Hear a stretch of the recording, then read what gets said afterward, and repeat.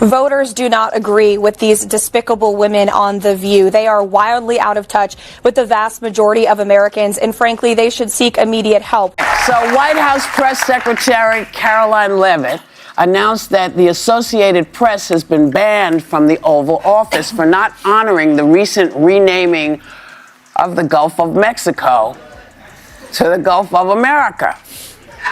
The mistake really is there's too much BS floating out there, and now it's out of our hands. There's no way to control it, so now they're saying they're going to control it. I want to see what they're going to do. The fiery feud between Whoopi Goldberg and Karoline Leavitt is showing no signs of slowing down. What started as a few sharp jabs has erupted into a full-blown war of words, with both sides refusing to back down. So, what's the latest spark, setting this clash ablaze? And how did Leavitt once again leave Whoopi feeling the heat? Don't worry, I've got all the receipts. Grab a fire extinguisher because this one is about to get scorching. My team will review the applications and give credentials to new media applicants who meet our criteria and pass United States Secret Service requirements to enter the White House complex. All right. What'd she say? She basically said that they were going to give unqualified God, how boring. unqualified Can they get people somebody there jobs. not The so Behind tedious? the Table podcast needs to apply for White House credentials. Oh, they'd love having Joy in that room. Joy, So I got a question. So wait a second. So in other words, instead of Bob Woodward, they want Kim Kardashian? What? I don't get it. The ladies of The View have made their disdain for Karoline Leavitt so obvious, you can practically feel the secondhand embarrassment radiating through the screen. Their latest gripe?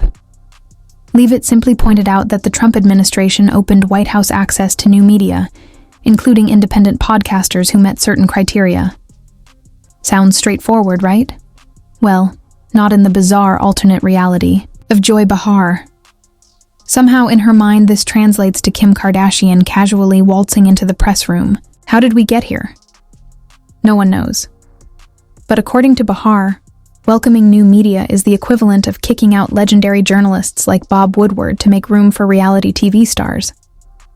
Honestly, that comparison is more of a dig at Kim K than anyone else. But do The View hosts care? Not a chance. As long as they can lob cheap shots at Leavitt, they're content in their little bubble. And let's not forget Behar's latest critique, calling Leavitt's first press conference boring. Let's be real. These women wouldn't be satisfied unless she delivered policy updates with a full-on tap dance routine. Even then, they'd find something to complain about. But Karoline? She had just a few choice words for them. Take a listen.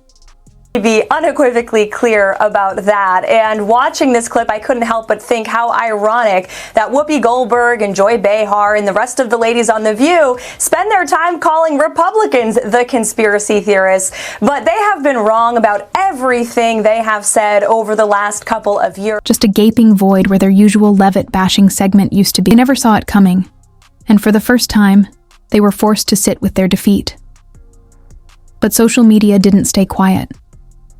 The internet lit up, turning The View into a full-blown joke. Comments flooded in. Cancel The View. They're just bitter and nasty. The fact that The View talks about unqualified people is hilarious. Anyone who takes them seriously needs, a reality check. And you know those comments got under Whoopi's skin. Unable to hold back, she fired back with pure fury, her frustration practically oozing from every exaggerated hand gesture and that signature exasperated tone. This wasn't just a rebuttal, it was a full-scale meltdown. Whoopi wasn't just angry, she was rattled. And when The View starts unraveling, you know Karoline Leavitt struck a nerve. And then?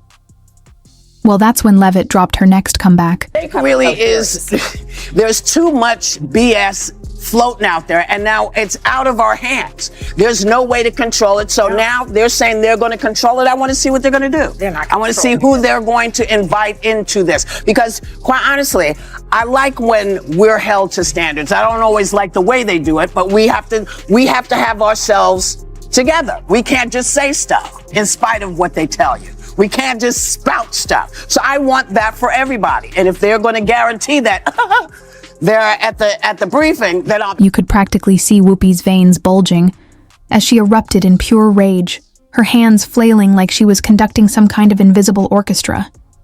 She stammered, fumbled over her words, and doubled down, desperately trying to force her point across. But what exactly did Karoline Leavitt do to trigger this level of unhinged fury? Oh, that's right. She dared to be part of the Trump administration.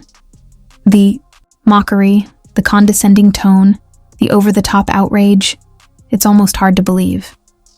Watching Whoopi unravel over something as straightforward as expanding media access is like watching a slow-motion train wreck. Personally, I think opening the White House to independent podcasters was a brilliant move. But then again, I'm not Whoopi Goldberg, whose idea of press freedom seems to begin and end with legacy media. And to top it off, Whoopi actually had the nerve to suggest that Karoline Leavitt didn't know what she was doing in the White House. Watch this. I don't understand what you're saying. You're saying about yourself that, hey, that's a terrible thing to be. It's not a terrible thing to be. That's why we fought. That's what we were fighting for, so that you could stand in that podium, so that Catherine Jean-Pierre could stand at that podium. So women of all kinds of colors and ilks, wherever they came from, whatever their belief system was, they had the opportunity to bust down that. Whoopi just couldn't help herself, going off on yet another tangent in a desperate attempt to discredit Karoline Leavitt's intelligence. And let me break this down for you. Whoopi's big argument, that Leavitt only landed her position because she's a woman. Yes, you heard that right. This is the exact kind of identity politics the Biden administration proudly embraced when appointing Karoline Jean-Pierre, someone who checked all the right diversity boxes, black, gay, and an immigrant. And what did we get in return? One of the most inept press secretaries in decades, stumbling through briefings like a high schooler who forgot to study. So if that's the hiring logic Whoopi is used to, she must have just assumed Trump did the same. Like the White House press secretary role is some exclusive club for women, and Leavitt simply lucked her way in. But Whoopi's mockery didn't stop there. Here she is, sneering at Leavitt's latest press conference. So White House Press Secretary Karoline Leavitt announced that the Associated Press has been banned from the Oval Office for not honoring the recent renaming of the Gulf of Mexico to the Gulf of America. Is it just me, or is anyone else struggling to figure out what exactly is so hilarious about Karoline Leavitt's announcement? Because Whoopi is cackling, like a hyena over something that isn't even remotely funny.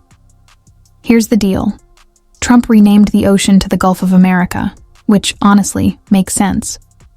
But of course, the ever-woke Associated Press couldn't let that slide and insisted on sticking with Gulf of Mexico. In response, Trump barred the AP from the Oval Office. Not the entire press pool, just the Oval Office, meaning they still had access to press briefings. It was a simple case of reciprocity. Disrespect the administration, and you get disinvited. So what's so funny here?